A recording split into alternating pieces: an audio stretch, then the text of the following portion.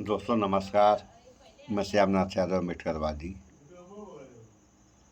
अभी social media पे समाचार चल रहा है कि तमाम दवा बनाने वाली कंपनियों की दवाएं टेस्टिंग में फेल हो गई हैं।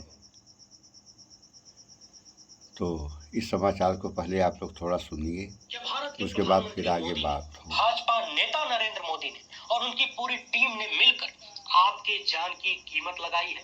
क्या आपकी जिंदगी के बदले नरेंद्र मोदी ने करोड़ों अरबों रुपए का चंदा वसूला है?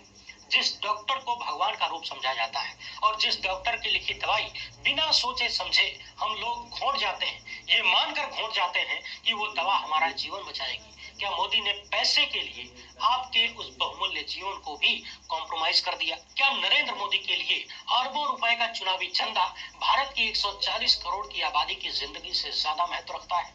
और सिर्फ नरेंद्र मोदी ही नहीं, तमाम पार्टियों के तमाम नेताओं के लिए क्या ऐसा ही मामला है? देश की जनता मरे तो मरे, चंदा मिलना चाहिए। इस तरह के और भी बहुत सारे सवाल पिछले कुछ ही घंटों में देश के सामने खड़े हो गए हैं, जब से बीबीसी की ये चौंका देने वाली रिपोर्ट, चिंताजनक रिपोर्ट सामने आई है। यकीन मानिए, ये रिपोर्ट यदि किसी ऐसे देश में आती जहां मीडिया होता और मीडिया दलाल ना होता, तो आज पूरे देश में हंगामा मच जाता, जनता सड़कों पर आ जाती, क्योंकि ये बात हम सबके जीवन की है, हम सबके अपनों की जीवन की है। जो दवा आप अपनी जिंदगी बचाने के लिए खाते हैं, वो दवा आपकी जान भी ले सकती है क्या?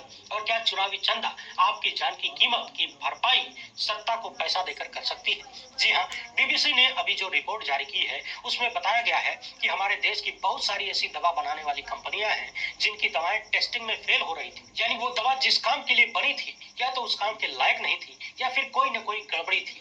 मगर चौंकाने वाली बात यह है कि जिन कंपनियों की दवाएं बड़ी मात्रा में टेस्टिंग में फेल होती रहीं, उन्हीं कंपनियों ने भर भर के करोड़ों अरबों रुपए का चंदा दिया है। और चंदे का इतना बड़ा हिस्सा सिर्फ और सिर्फ बीजेपी को मिला है कि जानकर आपके होश उड़ जाएंगे। और उससे भी ज्यादा होश तब उड़ जाएगा जब आपको ये पता चलेगा कि जिन कंपनियों ने बीजेपी को भर भर के चंदा दिया, उन कंपनियों की कौन कौन सी दवाएं टेस्टिंग में फेल हुई और वो दवाएं किस बीमारी के लिए काम आती हैं। उन बीमारियों का जब आप नाम सुनेंगे तो भोजपुरी में सक पका जाएंगे कि आखिर इस देश में चल क्या रहा है। और ये पूरी कहानी सुनने के साथ साथ आप अपने दिमाग में एक चीज रखिएगा कि कोविड के बाद से लगातार लोग अचानक मौतों के शिकार हो रहे हैं। कोई डांस करता हुआ गिर के मर जाता है, कोई जिम में दौड़ता हुआ गिर के मर जाता है, कोई रेस्टोरेंट में बैठे बैठे मर जाता है, तो कोई क्रिकेट खेलते हुए मर जाता है। और उससे भी ज्यादा संदेह तब पैदा होता है जब इतनी बड़ी समस्या पर सरकार की तरफ से कोई मजबूत पहल नहीं दिखती। बेहद आसान भाषा में मैं एक एक कंपनी का नाम, उसकी कौन सी दवाएं टेस्ट।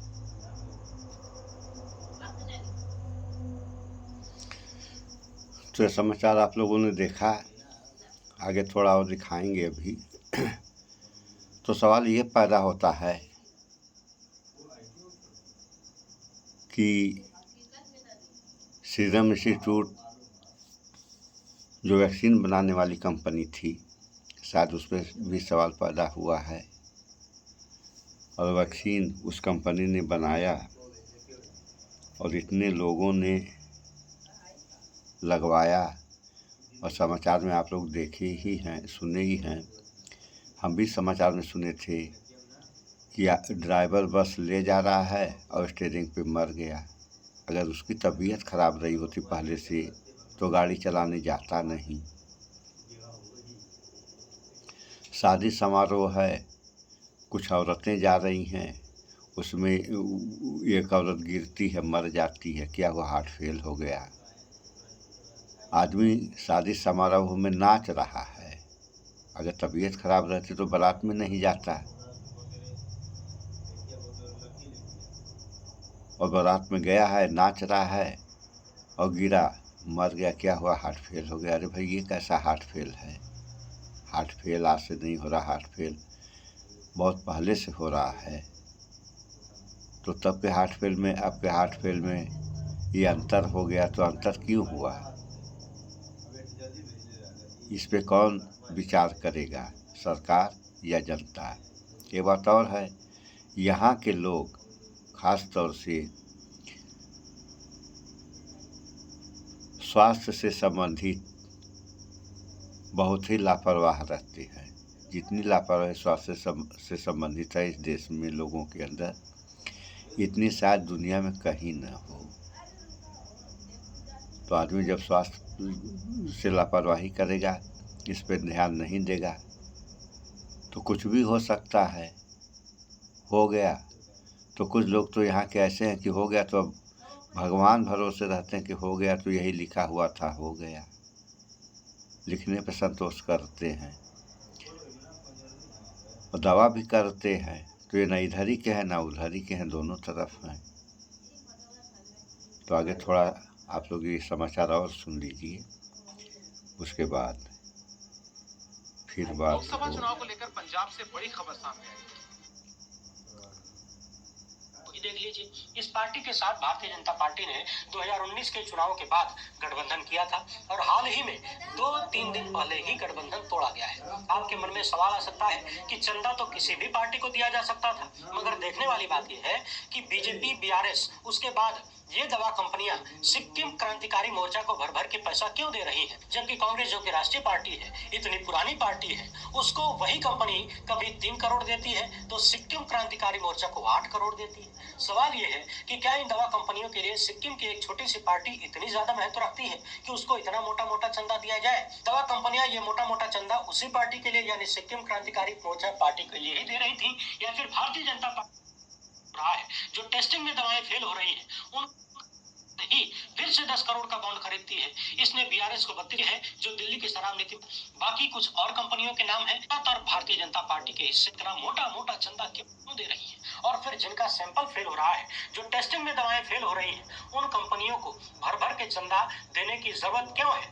छापेमारी के बाद इतना मोटा मोटा चंदा क्यों दिया जा रहा है? आखिर कितने बड़े स्तर पर भ्रष्टाचार चल रहा है?